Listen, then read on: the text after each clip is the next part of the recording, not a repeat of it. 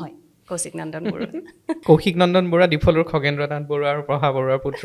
2019 আৰম্ভণি তেজপুৰ বিশ্ববিদ্যালয়লৈ গৈ পেলাইহে আচলতে লিখা বস্তুটোত বেছিকৈ মন দিয়া গ'ল। এই যিটো নাম কৌশিক নন্দন বৰুৱা, এই নামটো এই মানুহজনৰ বিষয়ে কি ক'ব?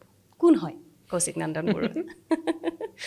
কৌশিক নন্দন বৰুৱা ডিফলুৰ খগেন্দ্ৰনাথ বৰুৱা আৰু প্ৰভা বৰুৱাৰ পুত্ৰ, কাব্যশ্ৰী বৰুৱাৰ ককাই আৰু এজন শিক্ষক যিয়ে সাহিত্য খুব ভাল পায়, সাহিত্যৰ অনুৰাগী, পঢ়ি খুব ভাল পায় এজন পাঠক, বিশেষকৈ উপন্যাসৰ প্ৰেমিক বুলি কওক, অনুৰাগী বুলি কওক, যি বুলিয়ে নকওক আৰু উপন্যাসৰ নিচাসক্ত এজন ব্যক্তি যিয়ে মাজে মাজে নিজেও লিখি ভাল পায়। নিৰিবিলিখন প্ৰথম 2019 আৰম্ভণি তেজপুৰ বিশ্ববিদ্যালয়লৈ গৈ পেলাইহে আচলতে লিখা বস্তুটোত বেছিকৈ মন দিয়া গ'ল। লকডাউন আৰম্ভ হওঁতে তেতিয়া ফেচবুকত এটা খণ্ড দিবলৈ ল'লোঁ। ফেচবুকত জেইচিখন খুব চলিছিলে। তেতিয়া মানে এইটো বিশ্বাস আহিছিল যে অ'কে মানুহে পঢ়িব ফেচবুকত, মানে অকল ফটো বা ভিডিঅ'তে নহয়, মানুহে পঢ়িবও খুজিব তাৰমানে লিখিলে হয়তো। প্ৰায় 8 মাহমানৰ মূৰত কাহিনীটো শেষ হ'ল 2021 জানুৱাৰীত।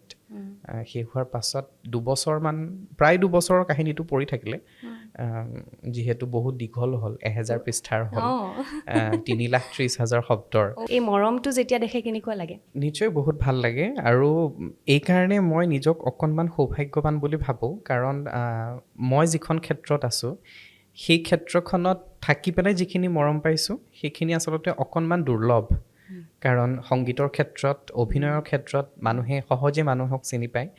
গীতৰ মাজেৰে বা অভিনয়ৰ মাজেৰে মানুহ সহজে মানুহৰ মনলৈ যাব পাৰে, নহয় জানো? কিন্তু মোৰ বস্তুটো হ'ল, যিহেতু মোৰ মাধ্যমটো কিতাপৰ মাজেৰে বা লিখনিৰ মাজেৰে, এতিয়া হয়তো সামাজিক মাধ্যমৰ বাবে কিছু সুবিধা হৈছে, কিন্তু সেইখিনি পঢ়ি যেতিয়া অচিনাকি মানুহ এজনে খবৰ লয়, কথা পাতে, সাহস পোৱা বুলি কয়, সেইখিনি আচলতে কি ক'ম আৰু, দেৱতাৰ নিৰ্মালীৰ দৰে।